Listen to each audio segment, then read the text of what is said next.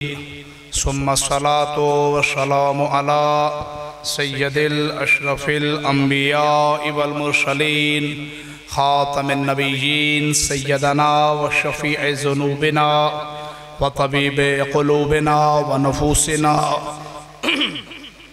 أبي القاسم محمد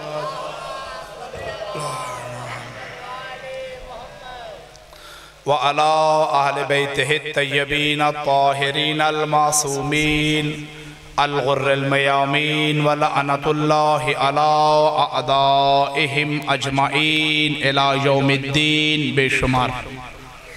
أما بعد فقد قال الله تبارك وتعالى في كتابه المجيد في كتابه الحميد. بسم الله الرحمن الرحيم.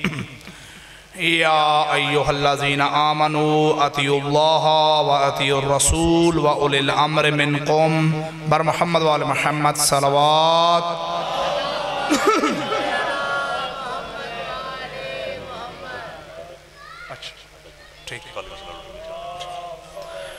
وقال رسول الله صلى الله عليه وآله وسلم حسین منی وأنا من الحسین. بر محمد وآل محمد بلندتر صلوات. اللہم علی محمد وآل محمد. سامعین محترم، بانیان کے حکم کے مطابق ظاہر ہے آج پہلا دن ہے تو وقت کی بھی قلت ہے. شہر میں اور بھی جگہوں پر اشرے ہو رہے ہیں تو آپ سے گزارش ہے کہ سب سے پہلے تو دعا فرمائیں کہ جن لوگوں نے اس امام بارگاہ میں کسی حوالے سے بھی محنت کی، قربانیاں دی گئیں، سرمایہ لگایا، اپنی جان لگائی اور آج وہ لوگ ہم میں موجود نہیں ہیں، دعا فرمائیں کہ پروردگار عالم ان لوگوں کو محمد و آل محمد کے پاک وسیلے کے صدقے سے جنت میں اعلیٰ اور عرفہ مقام عطا فرمائے. اور جو لوگ ان میں سے موجود ہیں ہمارے اندر، دعا فرمائیں کہ اللہ تعالیٰ ان کی توفیقات خیر میں اضافہ فرمائے اور دور و نزدیک سے آئے ہوئے مومنین کرام، سادات، غیر سادات، اہل اسلام، اللہ تعالیٰ ان کا یہاں آنا اپنی پاک درگاہ میں قبول و منظور فرمائے. اور ہماری بہنیں بیٹیاں اپنے دلوں میں جو جو بھی حاجات رکھتی ہیں، پروردگار عالم سے دعا ہے کہ اللہ تعالیٰ ان کی تمام نیک واجب شریعہ کو پورا فرمائے. اور سب سے اہم دعا، اللہ تعالیٰ اپنی حقیقی وارث حضرت حجت قائم آل محمد علیہ السلام کا ظہور پر نور جلد فرمائے. بس زیادہ وقت آپ کا نہیں لوں گا. آج چونکہ تعارفی چند لمحے ہیں، آپ کی خدمت میں عرض ہے کہ میں نے جس آیت مجیدہ کو تمام عشرے کے لیے اپنا موضوع بنایا ہے اور جس فرمان پیغمبر خدا کو اپنے تمام عشرے کے لیے موضوع بنایا ہے، یقیناً امت مسلمہ کی تمام مسائل کا حل انہی میں ہے. سب سے پہلے آپ کی خدمت میں عرض کر دوں کہ آپ لوگ جو دور و نزدیک سے آئے ہیں، میرا یہ ایمان ہے کہ ذکر حسین کے لیے جب کسی کو بلایا جاتا ہے تو اسے دعوت دینے کی ضرورت نہیں ہوتی، اطلاع دی جاتی ہے. جس گھر میں کوئی قضیہ ہو جائے، فوتگی ہو جائے یا کوئی انسان دنیا سے رحلت کر جائے تو وہ اہل محلہ کو دعوت نہیں دیتا، اطلاع دیا کرتا ہے. اور یقیناً بانیان نے بھی ایسے ہی کیا ہوگا کہ دعوت نہیں دی ہوگی، اطلاع دی ہوگی۔ اب جس کے دل میں جتنا حسین بستا ہے وہ اتنا جلدی یہاں آئے گا۔ بس آپ کی دعائیں لوں گا، آپ کی دعاؤں کا طلبگار ہوں۔ پہلی دفعہ یہاں پڑھ رہا ہوں بر محمد وال محمد صلی اللہ علیہ وسلم۔ پہلی دفعہ یہاں پڑھ رہا ہوں، بس کمی بیشی معاف فرمائیے گا۔ جتنا حسین بسے گا دل میں اس کے مطابق وہ شخص آئے گا، اور جتنا حسین چاہے گا کہ اس کو ہدایت ملے اس کے مطابق وہ شخص ہدایت لینے آئے گا۔ بلکہ میں یوں کہہ دوں، جو شخص اس در سے ہدایت لینے آئے گا، جو شخص اس در سے ہدایت لینا چاہتا ہے، وہ اس مزاج کو بنا کے جب یہاں آئے گا، اب یہاں بیٹھے ہوئے عالم دین کا یا ذاکر کا یہ کام ہے کہ وہ اس انداز سے اس کے دل میں سیرت محمد والے محمد اتارے۔ توجہ ماشاءاللہ، اس انداز سے اس کے دل میں سیرت محمد والے محمد اتارے کہ وہ جہاں جائے حسین کا سفیر بنتا جائے، وہ گھر میں جائے حسینی بن جائے، وہ اگر گلی میں کھڑا ہو، وہ بازار میں جائے، وہ دفتر میں جائے، وہ کہیں جائے، وہ حسین کا سفیر بن کے جائے، لوگوں کو بتائے میں جس مجلس میں گیا ہوں وہ مجلس کسی شخص کے خلاف نہیں ہے، وہ مجلس کسی گروہ کے خلاف نہیں ہے۔ میں واضح انداز میں اعلان کر دوں، یہاں پر میرے بزرگ نے بڑی پیاری بات بتائی مجھے، میں اسی بات کے جواب میں اہل اسلام کو یہاں اعلان کر رہا ہوں۔ یاد رکھیں، مسلمانوں کا کوئی مسلک، مسلمانوں کا کوئی فرقہ یہ نہ سمجھے کہ عزاداری حسین اس کے خلاف ہے۔ عزاداری حسین فقط اور فقط اللہ کے حکم کے مطابق مظلوم کی حمایت کا نام ہے اور ظالم کے خلاف اعلان جنگ کا نام ہے۔ ہم اس لیے امام حسین علیہ السلام کی عزاداری مناتے ہیں۔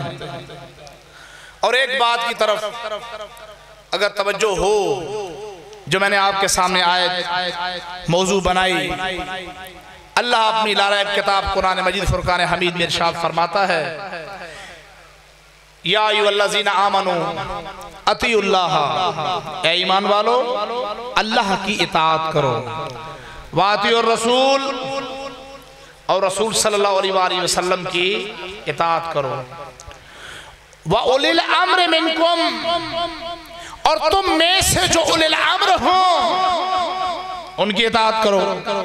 اچھا اب یہ نقطہ بڑا سمجھنے والا ہے، بس رسول کی اطاعت تو ہم کریں گے، اللہ کی اطاعت ہم کریں گے، یہ جو اولی الامر کا مطلب ہے ان کی اطاعت کرو، اس کا ہم کیا کریں؟ یہیں پر لوگ آپس میں سوال کرتے ہیں، اور پھر وہ سوال اگر عقل مندوں کے درمیان ہوں تو پھر وہ علمی بحث ہوتی ہے اور وہ لوگ کسی اچھے نتیجے پر پہنچتے ہیں، اور اگر وہی بحث اگر جاہلوں کے درمیان ہو تو وہ اس بحث کو لے کر ایک دوسرے کو فتوے لگاتے ہیں۔ ٹھیک ہے، سمجھنے کی ضرورت یہ ہے کہ اللہ نے اپنی اور رسول اللہ کی اطاعت کے ساتھ ان کی اطاعت کا حکم کیوں دیا؟ توجہ ہے، جو بات سمجھنا ہے مجھ سے پوچھ لینا، ان کی اطاعت کا حکم کیوں دیا؟ اب یہاں پر دو سوال پیدا ہوتے ہیں، یا تو اللہ اپنے رسول کے بعد ہم سب کو بے وارث یا بے وارث اور بے مددگار چھوڑ گئے، یا اللہ نے ایسا رستہ ہمیں بتا دیا ہے اور اس رستے کی نشانیاں بھی اللہ نے ہمیں بتا دی ہیں۔ توجہ ہے، اب ان نشانیوں کو سمجھنا کس کا کام ہے؟ ان نشانیوں کو وہ سمجھے گا جو قرآن کو ترجمے سے پڑھے گا۔ آپ کہیں گے پھر مولانا صاحب نے وہ بات کر دی، تو میں عرض کرتا ہوں اس قرآن کو بسم اللہ کی وجہ سے لے کر والناس کی سین تک پڑھ لیں۔ اللہ نے قرآن میں 3 گروہ بتائے ہیں۔ قرآن مجید کی سب سے پہلی سورت میں اللہ نے فرمایا بسم اللہ الرحمن الرحیم، الحمدللہ رب العالمین، الرحمن الرحیم، مالک یوم الدین ایاک نعبد و ایاک نستعین اہدنا الصراط المستقیم. توجہ ہے. اہدنا الصراط المستقیم صراط الذین انعمت علیہم غیر المغضوب علیہم ولا الضالین. سب سے پہلے الحمدللہ رب العالمین. تمام کی تمام تعریفیں کس کے لیے ہیں؟ اللہ کے لیے ہیں. توجہ ہے. ادھر ترجمے پہ غور کرنا. اگر ترجمہ سمجھ آ گیا تو علی سمجھ آ گیا، اگر ترجمہ نہیں سمجھا تو علی سمجھ نہیں آئے گا. ہم یہی تو کہتے ہیں کہ ہم کسی کے خلاف بات نہیں کرتے. ہم جو بات کرتے ہیں قرآن سے کرتے ہیں. ہم جو دعوت دیتے ہیں قرآن کی دعوت دیتے ہیں. آؤ بیٹھتے ہیں قرآن کو کھول کے دیکھتے ہیں. اگر قرآن میں وہ جو تم مانتے ہو وہ ہو تو ہم تمہارا تسلیم کریں گے. لیکن اگر سارا کے سارا قرآن محمد و آل محمد کی تعریف میں چھلک رہا ہو، میرے ساتھ بولنا ہے جی، اگر سارے کا سارا قرآن محمد و آل محمد کی تعریف میں چھلک رہا ہو تو اگر تعریف نہیں کر سکتے تو مخالفت بھی نہ کرنا جی. تو تمام تعریفیں اللہ کے لیے ہیں. کون اللہ؟ الحمدللہ رب العالمین. الرحمن الرحیم. کون؟ جو رحمان بھی ہے الرحیم بھی ہے. مالک یوم الدین. اور کیا ہے؟ مالک ہے یوم دین کا. وہ کون سا دن؟ قیامت والے دن کا مالک ہے. روز جزا کا مالک ہے. ایاک نعبد. اے اللہ ہم تیری ہی عبادت کرتے ہیں. وَإِيَّاكَ نَسْتَعِينَ. اور تجھ ہی سے مدد چاہتے ہیں. اِهْدِنَا الصِّرَاطَ الْمُسْتَقِيمَ. یا اللہ ہمیں سیدھی رستے پر ثابت قدم رکھ. توجہ ہے. اچھا ایک دفعہ حضرت محمد مصطفیٰ صلی اللہ علیہ وآلہ وسلم کی محفل تھی اور صحابہ بیٹھے ہوئے تھے. تو ایک صاحب بار بار رسول اللہ سے یہی سوال کرتے کہ اہدنا الصراط المستقیم کون ہے، اس کا مطلب کیا ہے جی. اسی اثنا میں کیا دیکھتے ہیں کہ مولا متقیان علی ابن ابی طالب علیہ السلام محفل میں وارد ہوئے، تشریف لائے. رسول اللہ نے ارشاد فرمایا کہ یہی صراط مستقیم ہے. اب اس دن کے بعد یاد رکھ لینا، توجہ فرمائی، یاد رکھ لینا اس دن کے بعد جو علی والا ہے، جو علی کو خلیفہ بلا فضل سمجھتا ہے، جو علی کو اپنا امام مانتا ہے، جب بھی اہدنا الصراط المستقیم کا فکر آتا ہے وہ ترجمہ کرتا ہے یا اللہ ہمیں سیدھے راستے سے ثابت قدم رکھ. اور جس کو ابھی سیدھا رستہ نہیں ملا، جس نے ابھی علی کو خلیفہ بلا فضل نہیں مانا، وہ ترجمہ کرتا ہے اے اللہ ہمیں سیدھا رستہ دکھا. پتہ چلا جس کو علی ملا اس کو سیدھا رستہ مل گیا.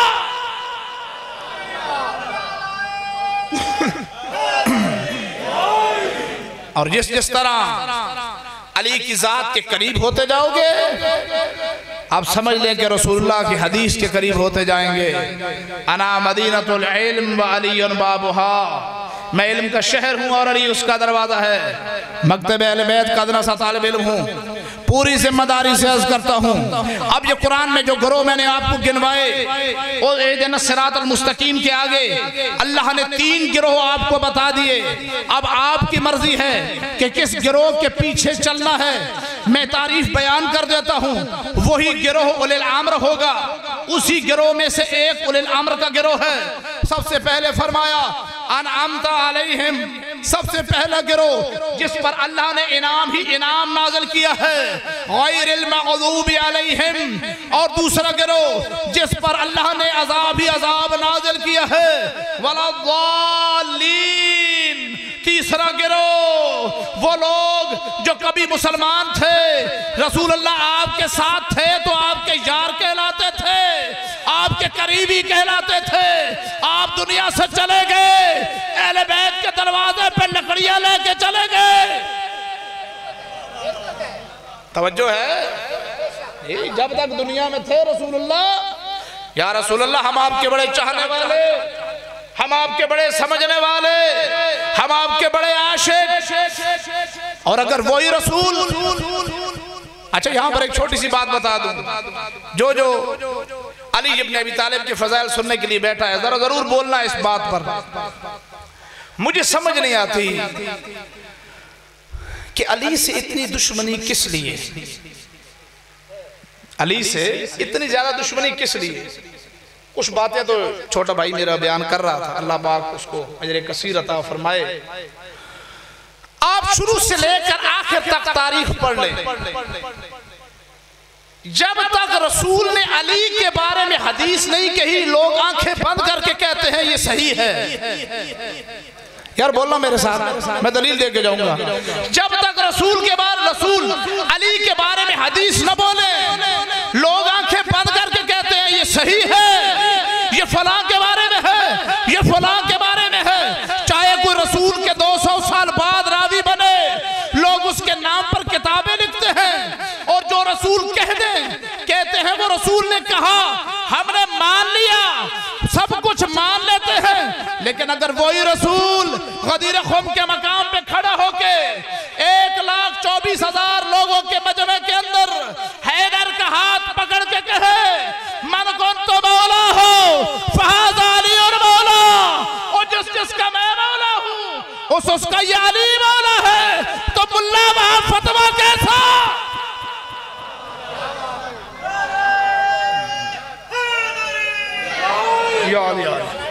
توجہ ہے؟ بس آپ کی دعا لینی ہے، انشاءاللہ پھر آگے عشرے میں اس بات پر تفصیل سے عرض کروں گا۔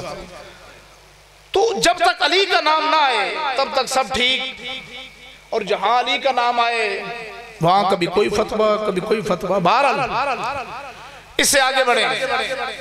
اب جو 3 گروہ اللہ نے بتائے ان گروہوں پر آپ نے نظر رکھنی ہے اور آپ کا مسئلہ اس میں حل ہوگا۔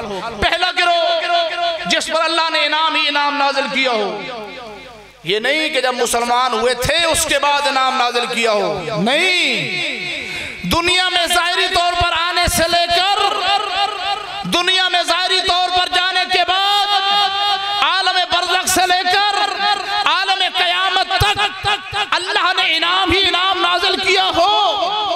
دوسرا گروہ جس پر اللہ نے عذاب ہی عذاب نازل کیا ہو۔ یار توجہ ہے، جاگ رہے ہیں؟ بولنا ذرا میرے ساتھ۔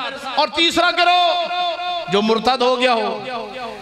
آپ اب میری بات کا جواب دیں، آپ میں سے یا سننے والوں میں سے کون ہے کہ جو کہے کہ میں مرتد کے گروہ کے ساتھ جانا چاہتا ہوں؟ کوئی ہے؟ اچھا، میں اس کے ساتھ جانا چاہتا ہوں جس پر عذاب ہی عذاب نازل کیا گیا ہے، کوئی ہے؟ نہیں۔ تو آؤ میں تمہیں تیسرے گروہ کی نشانی بتاؤں جس پر اللہ نے انعام ہی انعام نازل کیا۔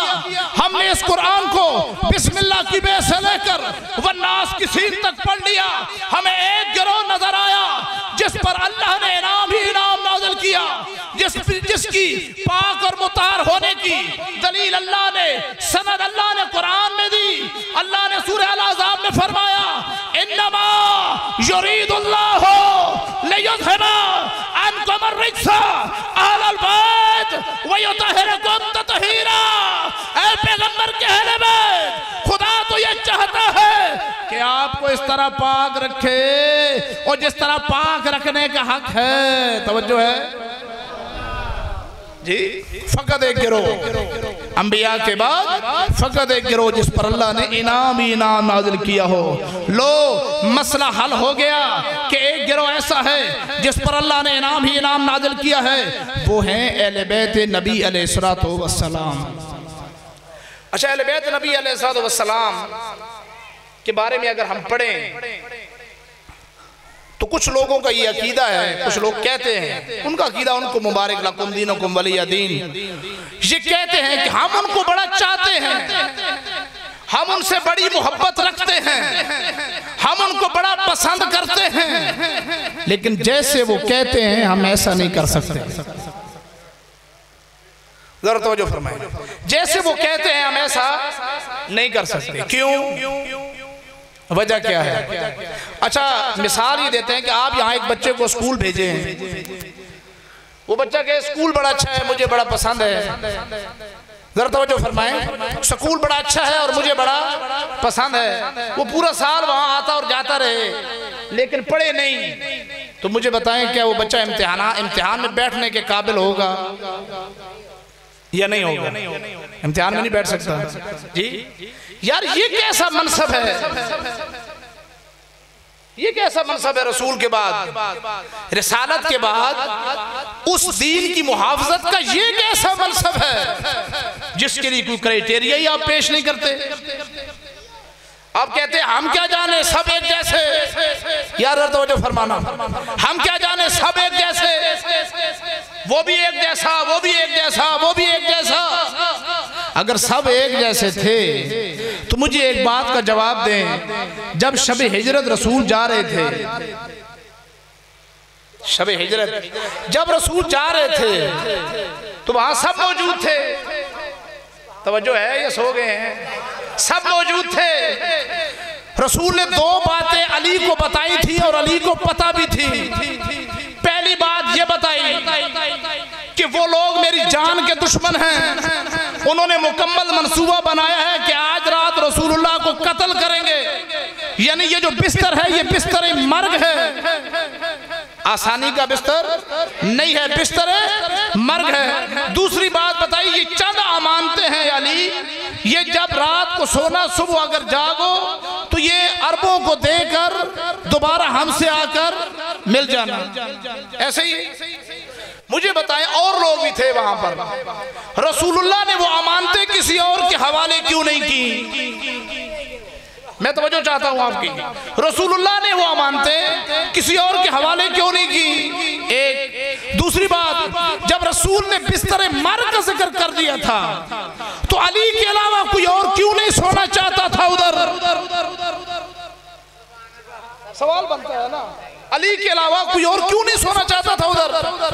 جی جب یہ ہم نے رسول اللہ صلی اللہ علیہ وسلم کی زندگی کے اندر جھانک کر دیکھا تو پتہ چلا رسول کی جتنی زندگی تھی رسول نے کبھی بھی اپنی کسی امانت کا حقدار علی کے علاوہ کسی اور کو نہیں ٹھہرایا۔ توجہ توجہ، علی کے علاوہ کسی اور کو اپنی امانت کا حقدار نہیں ٹھہرایا۔ میں کہتا ہوں جو رسول اس تھوڑی سی امانتوں کا حقدار، امانت دار علی کے علاوہ کسی اور کو نہیں سمجھتا، مجھے بتاؤ اپنے جانے کے بعد اسلام کی اتنی بڑی امانت علی کے علاوہ کسی اور کے ہاتھ میں کیسے دے کے چلا گیا؟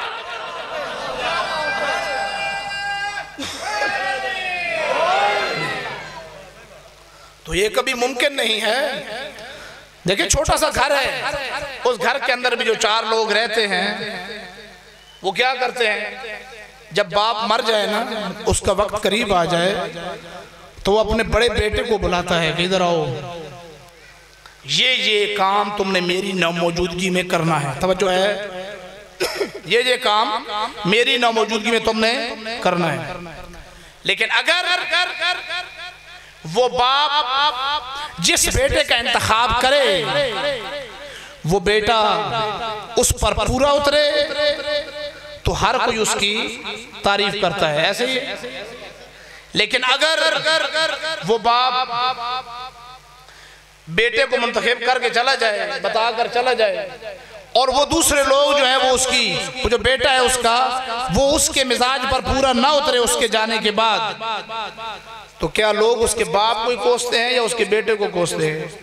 اس کے باپ کو کہتے ہیں کیسا باپ تھا جی جو اس طرح کے بیٹے کو پیچھے چھوڑ گیا۔ ایک سوال کے جواب میں ایک شخص نے سوال کیا کہ اسلام کے کتنے گروہ بنتے ہیں؟ اب ذرا آنکھیں سر اٹھا کر سن لینا اس بات کو، بس اپنے نتیجے کی جانب میں بڑھتا ہوں۔ اسلام کو 2 گروہوں کے اندر تقسیم کر لو، اگر نہیں کرو گے تو پھر بھی گروہوں کے اندر تقسیم ہے۔ ایک گروہ کا لیڈر ہے محمد، دوسرے گروہ کا لیڈر ہے ابو سفیان۔ محمد نے جو بیٹے ابو طالب نے جو بیٹے تیار کیے ان کو تاریخ ایک کو محمد کے نام سے جانتی ہے، ایک کو علی کے نام سے جانتی ہے۔ کربلا کے اندر دونوں گروہوں کا فیصلہ ہوا، علی کا نمائندہ بھی کربلا میں موجود تھا اور اس طرف سے ان کا نمائندہ بھی کربلا میں موجود تھا۔ ایک شخص نے اپنے بیٹے کو تیار کیا، لوگ کہتے ہیں اس کے ساتھ تم یہ کہو اور وہ کہو، میں کہتا ہوں اس کی خدمت یہی اسلام کے لیے کافی ہے کہ اس نے مرنے کے بعد یزید جیسا بیٹا اسلام کو دیا۔ ادھر علی کی خدمت، علی کی محنت یہی کافی ہے کہ اس نے اپنے جانے کے بعد حسین اسلام کو دیا. توجہ ہے. اب یہ فیصلہ آپ نے کرنا ہے کہ اسلام کی خدمت حسین کے گروہ نے کی یا اسلام کی خدمت یزید کے گروہ نے کی. یزید کو جس نے بنایا تھا وہ اس کا باپ تھا. وہ کہتا تھا یزید کے اندر ساری کی ساری وہ صفتیں موجود ہیں جو میں چاہتا تھا. تو میں کہتا ہوں یزید کو برا کہنے سے پہلے کیوں نہ اس کے بڑوں کو برا کہا جائے, اور حسین کو اچھا کہنے سے پہلے کیوں نہ اس کے بڑوں کو اچھا کہا جائے. یاد رکھ لینا تربیت کا بڑا فرق ہوتا ہے. ابو طالب نے محمد کی تربیت کی تھی, ابھی اعلان نبوت محمد نے نہیں کیا تھا. اس کے باوجود 40 سال تک لوگ محمد کو صادق بھی جانتے تھے. توجہ ہے یار, تو بس میں اپنے موضوع پہ جانے پڑھ رہا ہوں.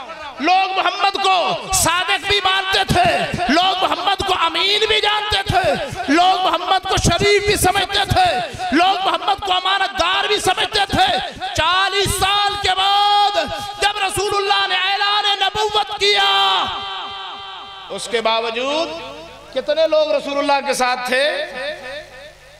تاریخ آپ لوگوں کے سامنے ہے, پڑھ سکتے ہیں تاریخ کے اندر. چند لوگ رسول اللہ کے گھر کے اندر موجود تھے. دعوت ذوالعشیرہ پر جب سب لوگوں کو بلایا تو بس میں اتنی عرض کرنا چاہتا ہوں کہ اگر آپ اس نقطے کو سمجھیں گے آپ کو خود بخود سمجھ آ جائے گی کہ اولی الامر کون لوگ ہیں. اگر اولی الامر کی حقیقت اس وقت پتہ چل جاتی تو اتنا بڑا جھگڑا ہی نہ ہوتا. اس دور نے آج کیوں کہا جاتا ہے کہ حسین کی مجلس میں جانے سے نکاح ٹوٹ جاتا ہے, حسین کی مجلس میں جانے سے یہ ہو جاتا ہے, حسین کی مجلس میں جانے سے وہ ہو جاتا ہے, حسین کی مجلس میں جانے سے یہ وہ رکاوٹیں پابندیاں یہ اور وہ. میں ایک جملے کے اندر اس بات کو سمیٹتا ہوں. یاد رکھنا حسین والو, یاد رکھنا سیدہ زہرا کی دعا کے پلے ہوئے عزادارو, اس بات کو ذرا سر اٹھا کے سن لینا. اس دور کے یزید کا مسئلہ وجود حسین تھا, آج کے دور کے یزید کا مسئلہ ذکر حسین ہے. جو بھی تمہیں ذکر حسین سے روک لے سمجھ لینا اس کی نسل میں کوئی یزید بول رہا ہے. جو بھی آپ کو روک لے. اللہ اکبر.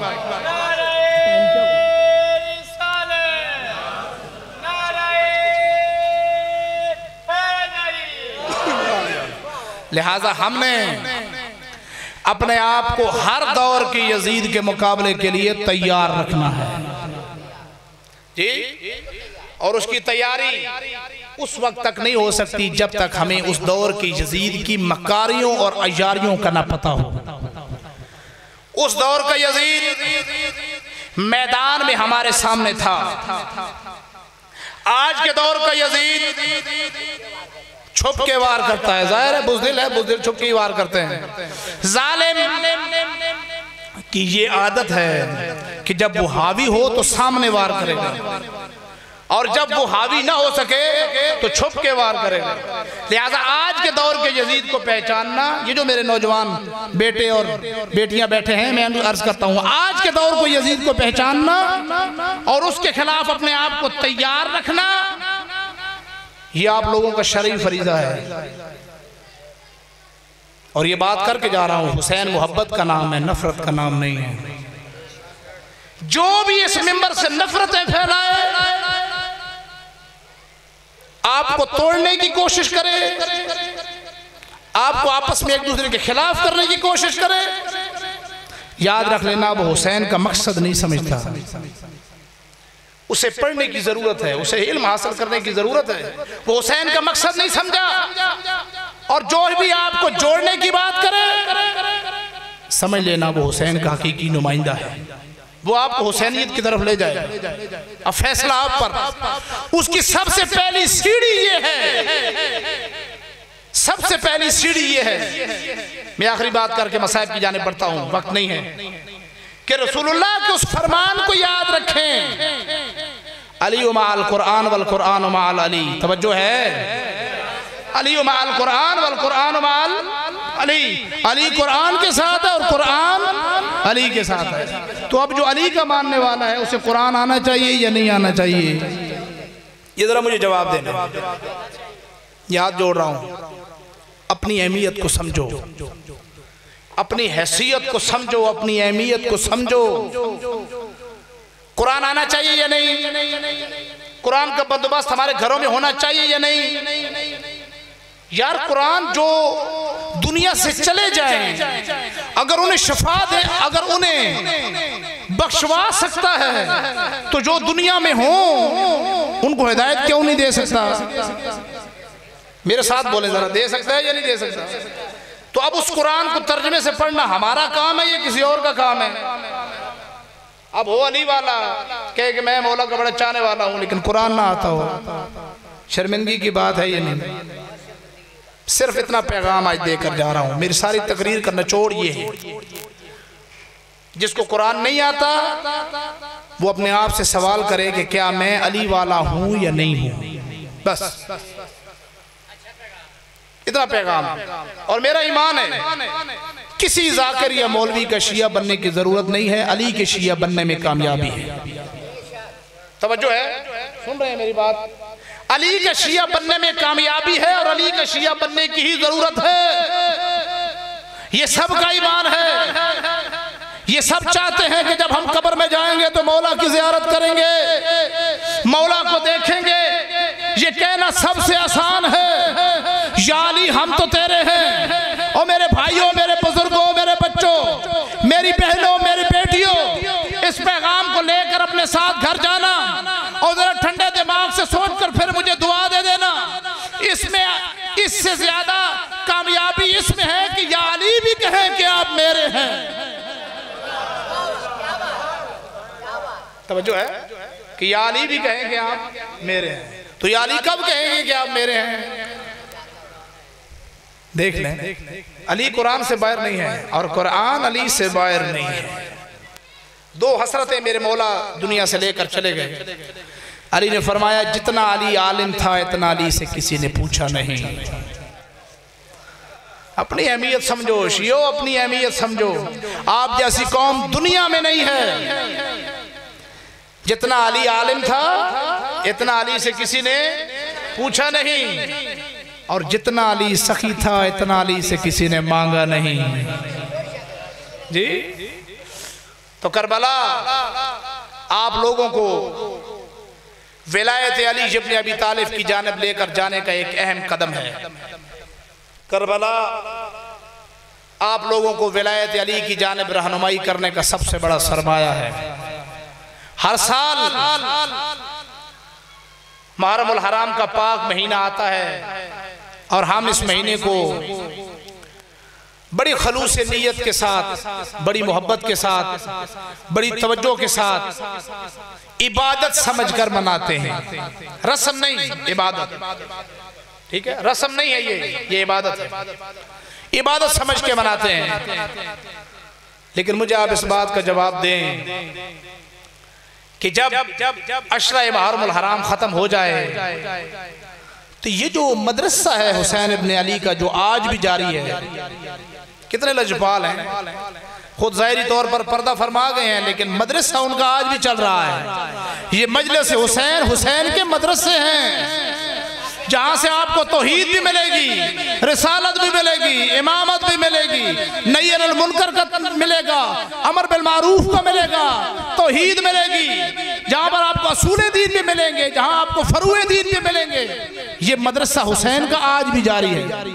کوئی ہے جو اس مدرسے سے اپنے آپ کو فیض یاب کرنا چاہے؟ بس یہ دو پیغام دے کے میں بات ختم کرتا ہوں۔ مولا نے جب یہاں آمد کا سوچا تو یہ نہیں کیا کہ ایک دم ہی کربلا کا سانحہ بپا ہو گیا اور پھر شہادتیں ہوں گی اور آج تک ان شہادتوں کو روتے ہیں اور قیامت تک پھر روتے رہیں گے، ایسی بات نہیں۔ ایک دم یہ سانحہ بپا نہیں ہوا، ایک دم ایسا کچھ نہیں ہوا۔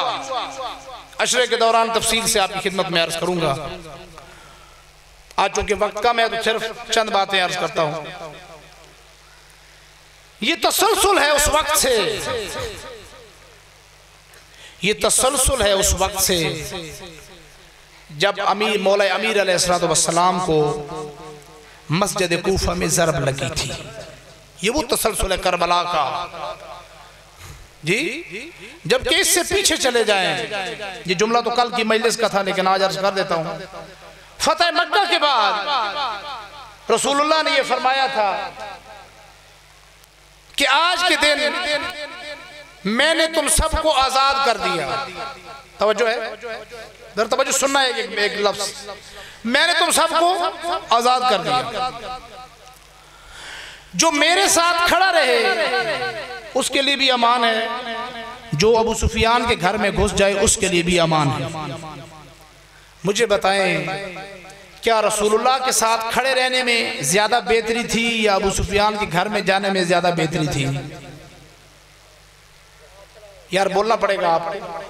جو چیز آپ نے مانگی تھی وہ تو آپ کو مل گئی، معافی مل گئی، آزادی مل گئی جی. تو پھر کیا رسول اللہ کے ساتھ کھڑا رہنا زیادہ بہتر تھا یا اس کے گھر میں چلے جانا بہتر تھا؟ تاریخ نے اپنے آپ کو دہرایا. جو لوگ اس وقت رسول اللہ کو چھوڑ کے چلے گئے تھے انہی لوگوں نے رسول کے بعد سیدہ زہرا کے گھر پہ آگ لے کر گئے. تاریخ کے اندر لکھا ہوا ہے جو لوگ اس وقت رسول کو چھوڑ کر گئے وہی لوگ علی ابن ابی طالب کی توہین کرتے رہے مکہ اور مدینہ کی گلیوں میں. تاریخ نے اپنے آپ کو دہرایا جو لوگ اس وقت رسول کو چھوڑ کر گئے انہی لوگوں نے حسن کے جنازے پر تیر برسائے جی. اور جو لوگ اس وقت رسول کو چھوڑ کر گئے انہی لوگوں نے کربلا میں حسین کو شہید کر دیا. یہ نئی بات نہیں ہے. اچھا پھر اس کے بعد یہ بات تسلسل چلی پاک سیدہ پر، اور پھر یہ تسلسل آگے بڑھا مولا امیر علیہ السلام کی شہادت پر، اور پھر یہ تسلسل آگے بڑھا حسن ابن علی کے جنازے پر تیر برسانے پر. اور پھر اب یہ چاہتے تھے جیسے میرا بھائی کہہ رہا تھا جب سب نے بیعت کر لی تھی تو حسین سے بیعت کیوں مانگتے تھے؟ کیا وجہ تھی جی؟ کسی سنی عالم دین سے ایک شخص نے سوال کیا کہ جب 30,000 18,000 نہیں، جو تاریخ درست ہے اس کو دیکھیں، جب 30,000 حفاظ صحابہ علماء جید بزرگ پڑھے لکھے لوگوں نے یزید کی بیعت کر لی تھی تو حسین نے کیوں نہیں کی؟ میرے نوجوان توجہ ہے، حسین نے کیوں نہیں کی؟ ذمہ داری کے ساتھ یہ بات ریکارڈ ہو رہی ہے. انہوں نے بڑا پیارا جواب دیا. انہوں نے کہا سوال ہی الٹا ہے. سوال یہ ہے کہ جب حسین نے بیعت نہیں کی تھی تو ان 30,000 نے کیوں کی جی؟ اور وہ جو انہوں نے کربلا میں کیا تھا نا وہ بھی انہوں نے عبادت سمجھ کے کیا تھا، نیکی سمجھ کے کیا ہے، گناہ سمجھ کر نہیں کیا. یہ الگ بات ہے کہ وہ فاسق تھے، وہ فاجر تھے، وہ بدکار تھے، وہ ظالم تھے، لیکن انہوں نے فتویٰ لیا تھا ہمارے آنے والی نسلوں کو گمراہ کرنے کے لیے. قاضی شریع جیسے بکاؤ مال لوگ انہوں نے فتویٰ دیا تھا کہ حسین کو قتل کرنا جائز ہے کیونکہ حسین حکومت اسلامی کے خلاف کھڑے ہیں، لہذا ان کو قتل کرنا جائز ہے. اگلی مجلس میں پھر تفصیل سے یہ بات بیان کروں. اب صرف اتنا کہنا چاہتا ہوں کہ جب مولا نے بیعت نہیں کی تو وہ مولا سے بیعت کیوں چاہتا تھا؟ توجہ ہے، اس کو اس بات کا پتہ تھا کہ جب تک حسین بیعت نہیں کرتے اور لوگوں کی بیعت کر لینے کا کوئی فائدہ نہیں ہے جی. لہذا جب مولا کو دربار کے اندر بلایا گیا تو انہوں نے ولید کے دربار کے اندر کھڑے ہو کر یہی بات کی کہ مجھ جیسا شخص قیامت جیسے شخص قیامت کے وقت تک یزید جیسے شخص کی بیعت نہیں کر سکتا. یہ نہیں کہا کہ میں نہیں کرتا، کہا مجھ جیسا شخص قیامت تک یزید جیسے شخص کی بیعت نہیں کر سکتا، اس کے سامنے جھک نہیں سکتا. تو اب جو علی والے ہیں ان کو ظالم کا ساتھ دینا چاہیے یا ظالم کے خلاف ہونا چاہیے؟ کیونکہ ان کا امام کا فرمان موجود ہے. اچھا جب واپس آئے، بس بات کو سمیٹتا ہوں، جب مولا واپس آئے تو سب سے پہلے جہاں گئے، وہ اپنے نانا کی قبر تھی، اپنے نانا کی قبر پہ سلام کیا، تفصیلات میں نہیں جاؤں گا، سلام کیا، گھر میں آئے، گھر میں آ کر حضرت غازی عباس کو حکم دیا کہ عباس ہمارے ساتھ جانے والوں کی فہرست تیار کی جائے۔ عزیزارو سنو گے وہ جملہ، حضرت غازی عباس نے فہرست تیار کرنا شروع کی، اس سب سے اوپر لکھا نصر من اللہ ففتح قریب۔ حسین نے کہا غازی عباس یہ نہیں لکھو، سب سے اوپر لکھو انا للہ و انا الیہ راجعون۔ صاحب کی آنکھوں میں آنسو آ گیا، میری ڈیوٹی مکمل ہو گئی۔ حسین عباس لکھو انا للہ و انا الیہ راجعون۔ اب سب کی تیاری کا وہاں پر پروانہ جاری ہوا۔ عزیزارو یہ بات سنو گے، حسین نے جو وہاں سے تیاری کرنے کی کوشش کی، وہ کیسا معامل حسین نے ساتھ لیا، وہ کیسے لوگ حسین نے ساتھ لیے۔ تاریخ نے لکھا حسین ابن علی نے جو اپنی فوج کے اندر لوگوں کو رکھا تھا، اس کے اندر ایک ایسا شیر خوار بھی تھا جو انہی دنوں جس کی ولادت باسعادت ہوئی تھی، اس کی بہن بابا سے یہ کہتی تھی بابا ابل تو مجھے ساتھ لے جائے، اگر مجھے ساتھ نہیں لے کے جاتے بابا اصغر کو میرے ساتھ چھوڑ جائے، میں وہاں جاؤں گی تب بھی ادھر اصغر کو کھلاؤں گی، بابا میں اصغر کا خیال رکھوں گی۔ یہ اس بی بی کا تذکرہ ہے جس کی ماں دنیا سے جا چکی، جس کی ماں کی دنیا کے جانے کے بعد جب حسین نے نکاح کیا اصغر کی والدہ کے ساتھ، اصغر کی والدہ جب گھر میں آئی، تاریخ کا یہ حصہ ہے، اصغر کی والدہ جب گھر میں آئی پاک سیدہ نے کہا بتاؤ ہمارے گھر سے کیا چاہتی ہو، ہمارے گھر سے کیا لینا چاہتی ہو۔ وہ چھوٹے سے جھولے میں علی اصغر موجود تھے، بی بی نے علی اصغر کو دیکھا، کہا کنیز بن کے رہوں گی، یہ علی اصغر مجھے دے دیجئے۔ تو عزیزارو فکرہ سنو گے، ابھی وہی علی اصغر جا رہے ہیں، وہ بیٹی امام حسین علیہ السلام کی جو مدینہ میں رہ گئی، اب وہ حضرت علی اصغر کو اٹھا کے لے کے کہیں کسی اور کمرے کے اندر جا کے بیٹھی۔ میں سیدانیوں کا نام نہیں لیتا، بس میرا اشارہ سمجھ جانا، اجرکم اللہ اجرکم اللہ، شرما کے نہ رو، اشارہ سمجھ لینا۔ عزیزارو جب وہ بی بی اصغر کو اٹھا کر کسی کمرے میں لے گئی، اصغر کی ماں اور مستورات ہر ایک جوان نے کوشش کی علی اصغر کو بہن کے کلیجے سے الگ کیا جائے، اصغر بہن سے جدا نہیں ہوا۔ اسی اثنا میں مولا تشریف لائے، بی بی نے کہا بابا مجھے نہیں لے کر گئے، ابھی میرا بھیا اصغر بھی لے کے جانا چاہتے ہیں۔ بابا جنگ تو جوانوں میں ہوگی، بابا میرا اصغر کیا کرے گا؟ عزیزارو مولا نے سوال کرنا چاہا، بی بی نے کہا بابا امام وقت بن کے سوال نہ کرنا، بابا بن کے اصغر سے سوال کرنا۔ عزیزارو تاریخ نے لکھا نہ جانے حسین نے اصغر کے کان میں کیا کہا، اصغر نے اپنی بہن کے ہاتھ چھوڑ دیے، جو چھوٹی چھوٹی باہوں سے بہن کے گلے کو پکڑا تھا اصغر نے چھوڑ دیا۔ سیدہ نے پوچھا بابا جاتے ہوئے ایک لفظ بتاتے جائے، صرف اتنا بتائیں آپ نے جاتے ہوئے اصغر کے کان میں کیا کہا؟ عزیزارو وہ قیامت خیز جملہ ہے، ہمیں جگر پہ ہاتھ رکھ کے وہ جملہ کہوں گا۔ میری بھی چھوٹی سی اولاد ہے اور جن کی چھوٹی چھوٹی اولادیں ہیں، اور میرے بھائی میرے بزرگ میری بہنیں میری بیٹیاں، جگر پہ ہاتھ رکھ کے یہ جملہ سن لینا۔ مولا نے کہا میں نے اصغر کے کان میں صرف اتنا کہا، اصغر جہاں 1900 زخم زہرا کا لال برداشت کر لے گا، وہاں 3 پھل والا تیر بھی حسین برداشت اچھا بابا اصغر نے جواب میں کیا کہا؟ اجرکم اللہ اجرکم اللہ، بس آخری جملہ، بابا اصغر نے میں جواب میں کیا کہا؟